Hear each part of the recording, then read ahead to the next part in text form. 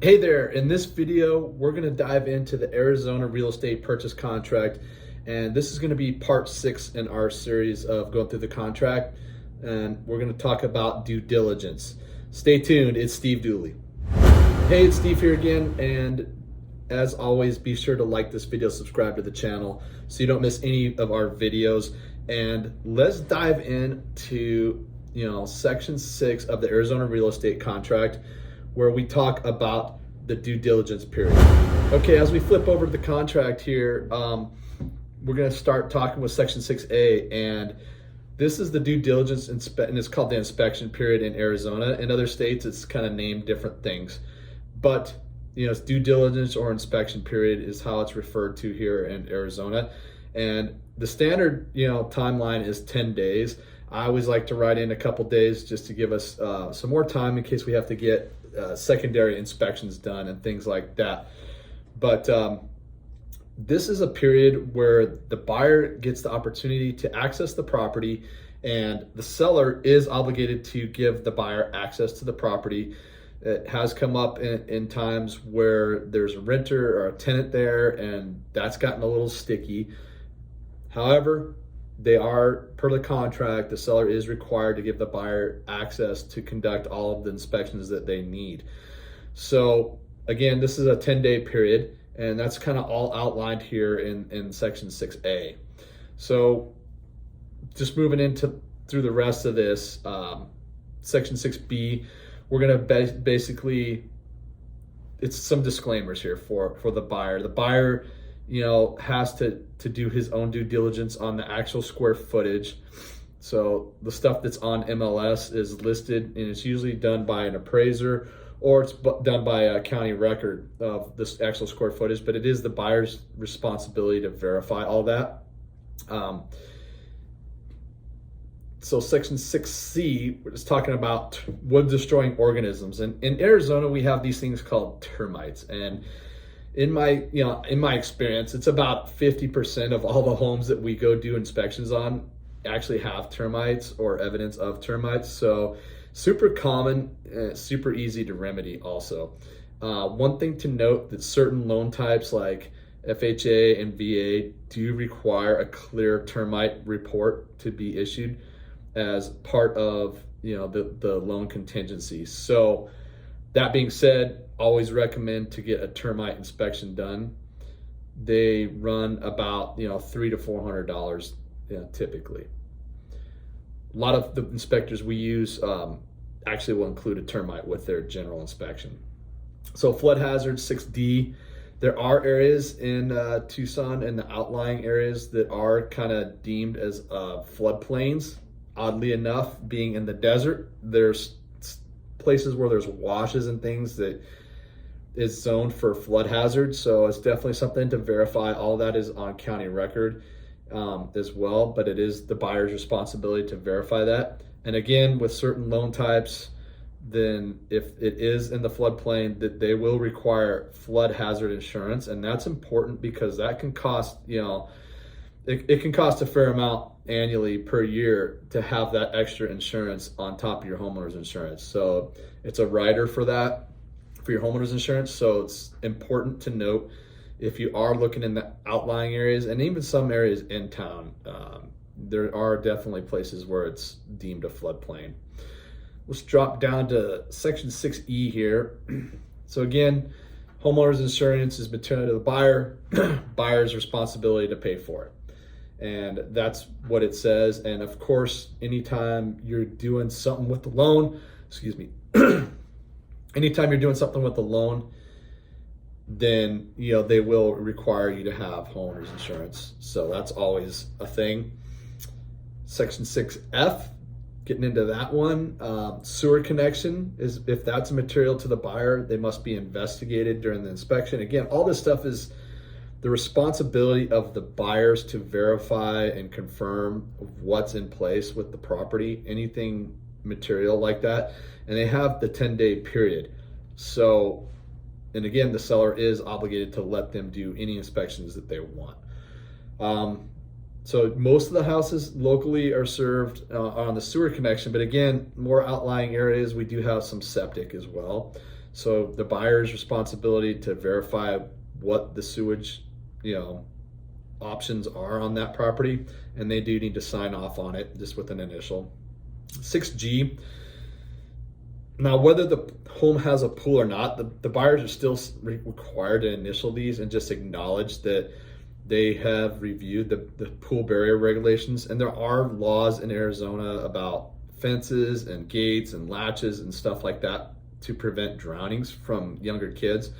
One thing to note is that I don't want to get into the whole regulation right now, but it only applies to if there's a 6-year-old kid or younger that lives in the premises. So it is, if you do have a pool there, it is always still a good idea to have barriers just in case, just for real reasons. Like if the neighbor's kid comes over your wall, throws a ball over your wall, comes over there and then jumps in the pool to fetch the ball and they die, you could be held liable for that, right? So there's stuff around that legally.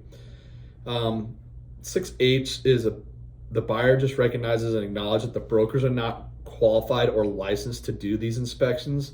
And as a buyer's agent, I will not give you, like actual hard opinions on the condition of the home. We leave that to the professionals. We hire inspectors to do that for a reason, because they are the qualified professionals to do that job. And the buyer just acknowledges that, and they're not going to hold us liable to anything that we say, like with the condition of the home or anything like that. So again, inspection period notice. So 6I, this is where we kind of get through, we've already done our inspections, and these are the options. So once the buyer does the inspections, they have a few options which are outlined here in 6J. And this part of the contract gets, we run into issues referring to this quite often. So I'm just going to give you the cliff notes of this. Basically, you have, a couple choices as the buyer. You can see 267 and 268, A and B, those things. So the first thing is in line 266, immediately cancel. So if you find something on the property that you just don't like, it could be anything. You just have to deliver the written notice on the proper form, and you can cancel the contract and get your earnest money back. Now, of course, any inspections that you've paid for are out-of-pocket expenses as a buyer, so you don't get that money back. But anything like the earnest money that you put into escrow, you will get refunded for that. So that's option number one. You can just cancel straight out after looking at the inspections. Maybe something's really bad and it just scares you, whatever. Section number 2 there, line 274. So the other option is more commonly used, is you can provide the seller with an opportunity to do some repairs. And, just know that these are requests for repairs. And it outlines it in here. Once you submit this in writing to the seller, they have 5 days to respond. And once they give you their response, then you as the buyer have 5 days to decide, if you want to continue or not.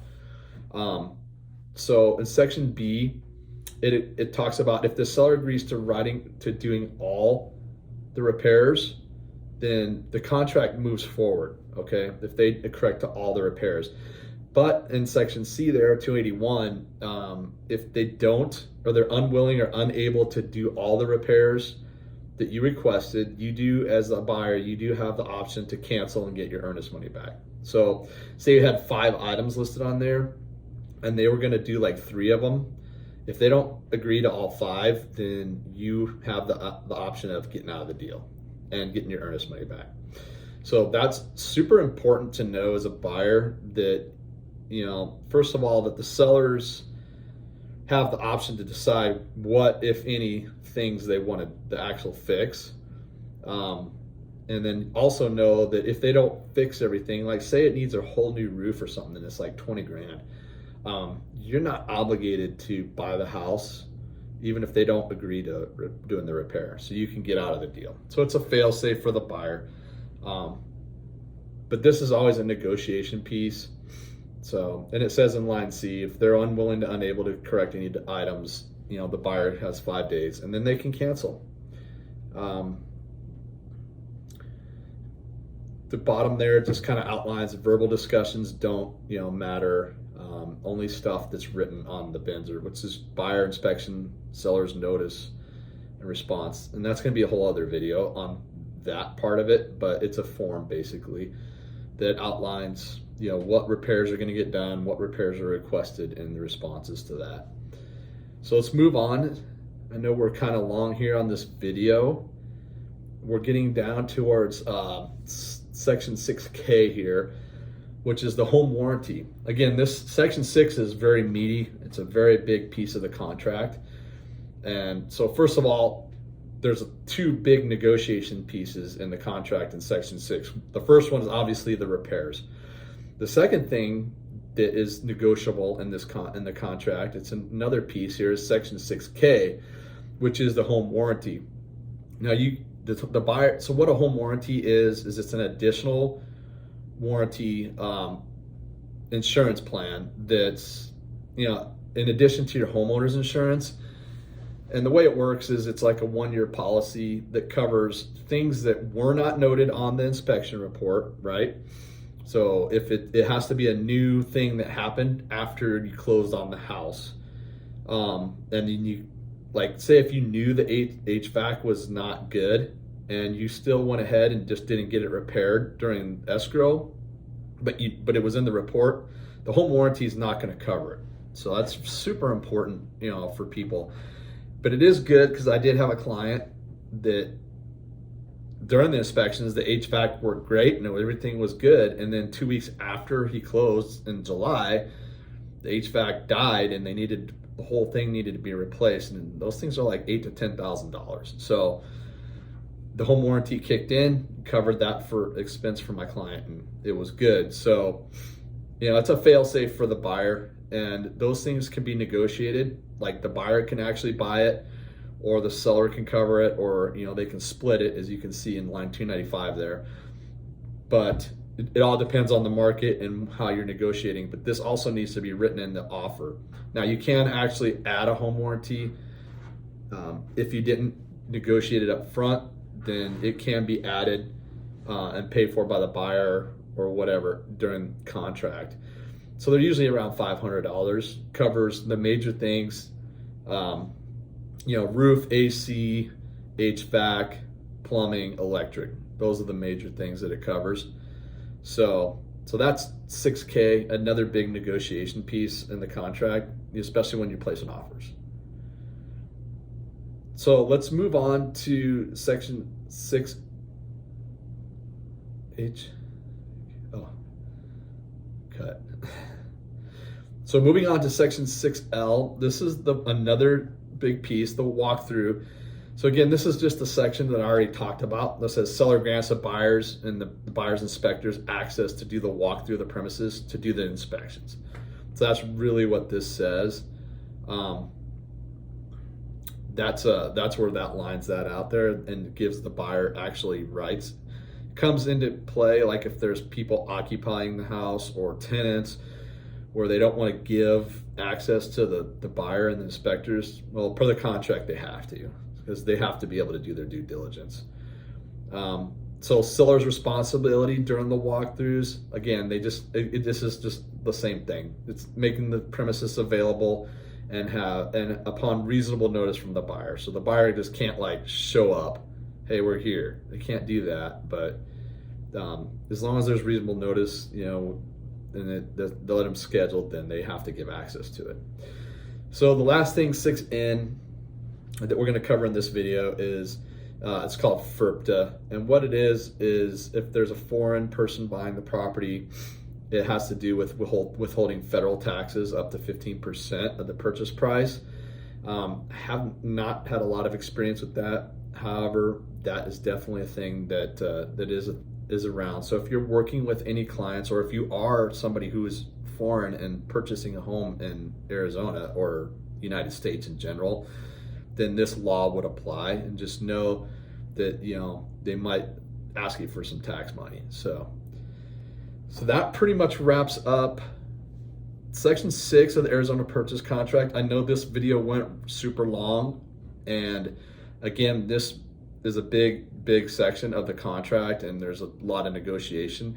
But the main points are, you get, summarize this, the main points are, you get 10 days typically to do your inspections. You can put repair requests in, and then the other piece of that was, the home warranty is negotiable, and you can either get it or not get it, or have either party pay for it. So hope this makes some sense. If you have any questions on this, be sure to reach out to me. All my contact information's in the comments below.